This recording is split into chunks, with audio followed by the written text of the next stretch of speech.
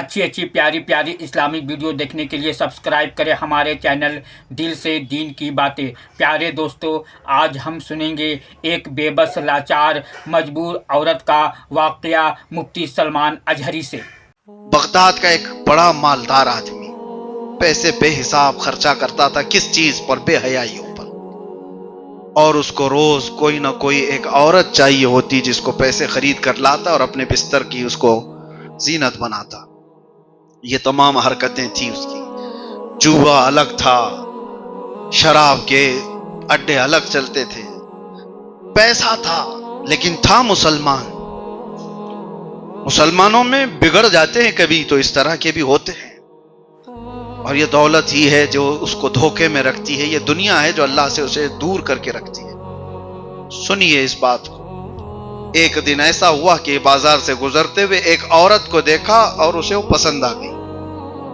जाकर उससे बात करता है कि क्या तुझे इतने इतने पैसे दे देता हूं, घर आएगी मेरे। वो खातून तैयार हो जाती है कि ठीक है मैं आ जाती हूं। लेकर के उसको आ गया। इसका तो रोज का पेशा था, मामूल था, अय्याशी करना, पैसे उड़ाना। जब अपने घर लेकर के आया उस औरत को और उसके बाद अपने कमरे में बुलाया और कहा कि तेरी ये रकम, ये सारी चीजें ले ले और उसके बाद मेरे जिस्मानी सुकून का जरिया तू बन जा, जो मुझे चाहिए। तो देखा जैसे उस औरत की तरफ तो औरत इतना कांप रही है, हाथ पैर और पूरा चेहरा उसका पीला पड़ा हुआ है।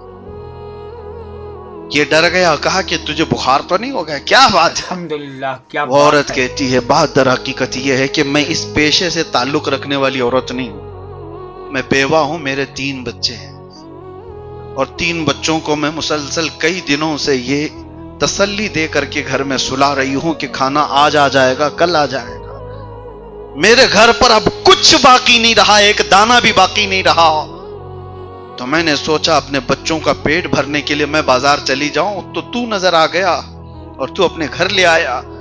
थोड़ी देर के लिए मैं सोच भी ली कि चलो ठीक है, एक बार जिस्म इसके साथ दे दिया जाए तो बच्चों का पेट तो भर जाएगा, बच्चे तो खा पी लेंगे। मैं हिम्मत करके आ तो गई, लेकिन जैसे ही मैं अपने जिस्म की तरफ देखती हूं तो मुझे रब याद आता है। सोचती हूं कि उसके सामने मैं कैसे अपना लिबास खोलूं किसी गैर मर्द के सामने। क्या अरहमुर राहिमीन मुझे नहीं देख रहा है? उसके देखते हुए उसके सामने मैं अपने आप को नंगा कैसे करूं? बस यही बात है कि कपकपी आ रही है, जिस्म पीला पड़ गया है। बस इतनी सी बात है। जिस वक्त वो अरहमुर राहिमीन थोड़ी आंखें बंद कर ले, मैं तेरे साथ काम करूं। कभी ये मुमकिन है? वो नौजवान घबरा गया। उस औरत की आवाज में इतना असर था। उसने कहा, तो मुसलसल कई दिनों से भूखी रह करके अल्लाह से इतना डर रही है। मेरे पास तो बेहिसाब माल है, रोज मैं ये काम करके भी नहीं डर रहा था। मेरा दिल कितना सख्त हो गया। उसके दिल पर वही रात ये बात असर कर गई। उसने उस खातून को जितने पैसे थे दे दिया। कहा, मैं तौबा करता हूं, इसके बाद से अपनी रातें कभी रंगीन नहीं करूंगा। उसका एक मामूल था, वो अपनी डायरी रखा हुआ था।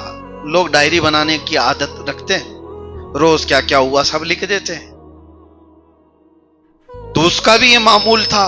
परसों से वो डायरी में लिखता जाता था, आज इस औरत के साथ, कल उस औरत के साथ, कल परसों इसके साथ क्या क्या हालात हुए थे, जुए में कितने जीता था, शराब कैसी पिया था, नाच गाने कैसे देखा था, सब डायरी में रोजाना लिखता था।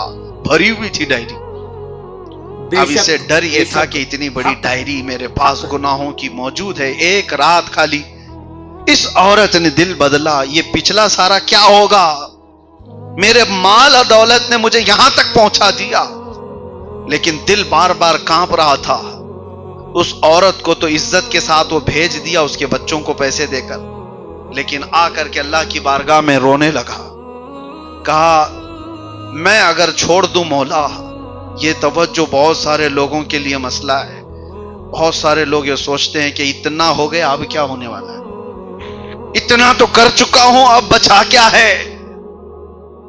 ان لوگوں کے لیے ہے، چاہے تمہاری جان یہاں تک پہنچ جائے تب بھی نا امید نہ ہو۔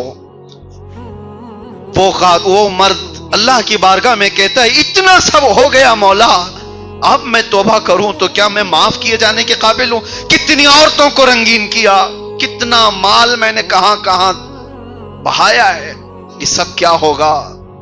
اور اس نے سوچا اٹھا کے توبہ کر لیتے ہیں۔ توبہ کرنے کے بعد وہ ڈائری کو جلانے کے نیت سے گیا۔ جتنے گناہ کر کے وہ روزانہ لکھا ہوا تھا اس ڈائری کو ختم کر کے نئی ڈائری لکھتے ہیں۔ یہی حیرت کی بات ہے جو مجھے چھو لیتی ہے بات۔ وہ جوان وہ ڈائری اٹھا کر کے لاتا ہے تو دیکھتا اس کے پورے پنے بالکل سفید ہیں، کہیں کچھ لکھا ہوا نہیں ہے، کہیں کچھ نہیں ہے۔ اس کے ہاتھ کانپنے لگ گئے، اس کے ہاتھ کانپنے لگ گئے۔ برسوں کی میری لکھی ہوئی کہانیاں کہاں ہیں؟ غیب سے آواز آتی ہے، جب کوئی دل ہمیں دے دیتا ہے تو ہم اس کے اعمال بھی صاف کر دیتے ہیں، اس کی ساری پچھلی چیزیں معاف کر دی جاتی ہیں۔ بے حیائیوں کو بدلو اور اس کے بعد ارحم الراحمین کے کھلتے دروازوں کو بھی دیکھو۔ ارحم الراحمین وہ ذوالجلال وہ بندوں کے لیے ہے۔ اور ایک بات میں کبھی یہ بھی اللہ کی بارگاہ میں عرض کیے، اکثر آپ کے سامنے پیغامات دیتا بھی رہتا ہوں، یہی چیز، اللہ کے لیے کروڑوں بندے ہیں، ہم سے اچھے لوگ ہیں، وہ جب چاہے متقیوں سے اپنی عبادت کرا لے، وہ صالحین سے اپنی عبادت کرا لے، شہیدوں کی جماعت ہے۔ سبحان اللہ۔ اس پروردگار کے پاس کروڑوں نیک لوگ ہیں، لیکن ہمارے پاس اس کے علاوہ کوئی نہیں۔ ہمارے لیے صرف ایک ہی خدا ہے، ہمارے پاس کوئی دوسری چوائس ہی نہیں کہ جا کر کے ہم دیکھیں یہ نہیں راضی تو اس کو کریں، وہ نہیں راضی تو تیسرے کو کریں۔ ہم نے اس طرح کے ہر جگہ سر جھکائے ہی نہیں، بلکہ دنیا میں آئے تھے تو پہلی آواز سن کر کے ہی آئے تھے، اللہ اکبر اللہ اکبر، اللہ سب سے بڑا ہے۔ جائیں گے بھی اس دنیا سے تو یہی سن کر جائیں گے، اللہ سب سے بڑا ہے۔ تو آپ کے لیے میرا یہ پیغام ہے، دنیا جو تماشاؤں میں مصروف ہے وہ اگر اللہ پر ایمان نہیں رکھتی ہے تو ان کا دل دنیا سے لگا ہوا ہے۔ تم تو اپنے رب العالمین کی دربار میں جھکنے والے ہو، تمہارا دل کیسے لگ جاتا ہے؟ تم بے حیائیوں میں کیسے پڑ جاتے ہو؟ تمہارا مال پائی پائی کا حساب اللہ کی بارگاہ میں ہوگا۔ اگر تمہارا آخرت پر ایمان ہے اور اللہ پر ایمان ہے تو پھر اپنی زندگی کو بدلنا ہوگا۔ دنیا کو یہ نہ دیکھو کہ وہ کس طرح ناچ رہی ہے، تمہارے لیے وہ آئیڈیل نہیں ہے، ان کو دیکھ کر کے تم اپنی زندگی کے نشیب و فراز بناؤ گے۔ تمہارے لیے آئیڈیل رسول اللہ کے صحابہ ہیں، ان کی زندگیاں ہیں،